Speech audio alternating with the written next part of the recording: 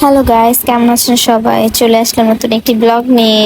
তো সেদিন ফ্রেন্ড পাশে ইনভাইট ছিল, তো বের হচ্ছিলাম। আর ভাইয়া বলতেছিল তুই তো বাড্ডার দিকে যাইতেছিস, আমি ওইখানে যাব এখন, তো আর তোকে আগায় দিয়ে আসি। তারপর ভাইয়া আমি রেডি হয়ে বের হয়ে গেলাম। দেন ভাইকে বললাম আমাকে রামপুরা নামায় দাও, কারণ আমার ফ্রেন্ড একটা ছিল, তো ও আবার একা বেশি দূরে যাইতে পারে না। আমি যতটুকু পারি চেষ্টা করি, বাট ও মানে পারেই না, মানে একটু ভয় পায় বেশি দূরে যেতে একা একা। তো আমি রামপুরা নেমে গেলাম, ভাইয়াও দাঁড়ায় ছিল আমার সাথে আমার ফ্রেন্ডের জন্য।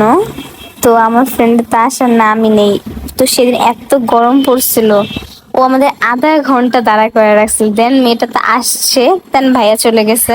এইখানে আবার কিছু মানুষ দেখলাম সবাইকে শরবত খাওয়াচ্ছিল। দেন চলে গেলাম মোহনার বাসায়। ও বলতেছিল আমাকে নিস না, আমাকে সুন্দর লাগতেছে না। আর এদিকে সাদিয়ার তো ঢং চলবে। ও দেন এগুলো করতে করতেই চলে গেলাম ওদের বাসায়। তারপর দেখলাম এই যে ওদের বাসার ভাইয়ের দুইটা ছেলে মেয়ে এত কিউট, মাশাল্লাহ।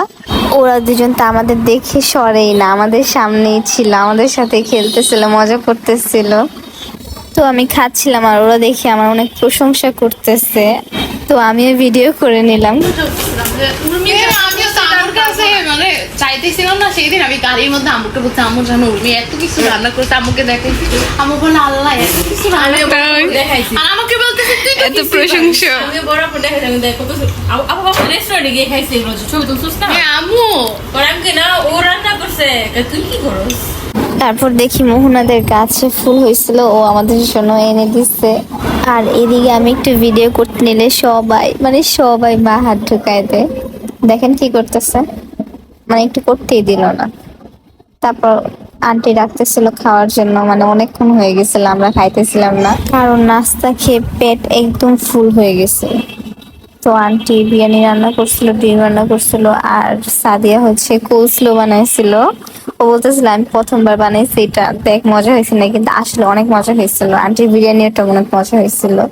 দেন খেয়ে দে শুয়ে মজা করলাম। আর এই যে সাদিয়া, ওর তো ফোন ছাড়া চলে না, ও যে কি করে ফোনের ভিতর এত। তো মোহনা আমাকে আর পুষ্পিতাকে খেতে বসায় দিয়ে দেন বলতেছে যে তোরা খা, আর মোহন আমাকে একটু ফেস প্যাক লাগায় দে।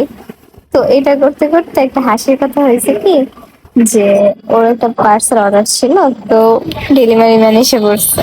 তখন কি বলতেছিল যে আমি তো এখন যাইতে পারবো না, তোরা প্লিজ যাই না দে।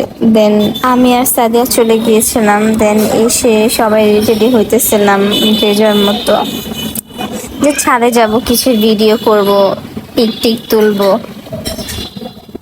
তো ওরা রেডি হইতেছিল আর আমি তো রেডি ছিলাম, ওরা তাও আর একটু রেডি হইতেছিল।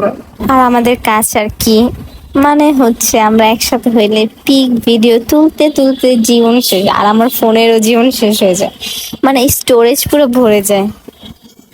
তো আর কি, স্ন্যাপ নিয়ে ছাদের উদ্দেশ্যে বের হয়েছিলাম, আর ওরা বলতেছিল লিফটে একটা ভিডিও করবো। তারপর দেখে যায় একটা আঙ্কেল ভিতরে, আর করতেই পারে না, এই যে আঙ্কেলটা। তারপর ছাদে উঠে আরো কিছু স্ন্যাপ নিলাম। দেন ওরাও সিঙ্গেল ভিডিও পিক তুলে, বাট এত বাতাস ওদের ছাদে, মানে ওই দিন অনেক বাতাস ছিল, এই যে আমার ওড়না বেজে গেছিল। তারপর আর কি, এই যাওয়ার টাইম হয়ে গেল, সবাই নিচে নেমে গেলাম। তারপর ওরা চা খেতেছিল, ওরা ভাবছে যে আমি ওদের পিক তুলতেছি, বাট আসলে তো আমি পিক তুলতেছিলাম না, এই জন্য অ্যাক্টিং করে বসেছিল। আর এদিকে পুষ্পিতা লেট হয়ে যেতেছিল, ওরা বলতেছিল তাড়াতাড়ি কর। দেন আর কি বের হয়ে গেলাম, মোহন আমাদের আগায় দিতে আসলো। এন্ড ভিডিওটা যদি ভালো লেগে থাকে অবশ্যই লাইক, কমেন্ট এন্ড সাবস্ক্রাইব করতে ভুলবেন না। ওকে, বাই বাই।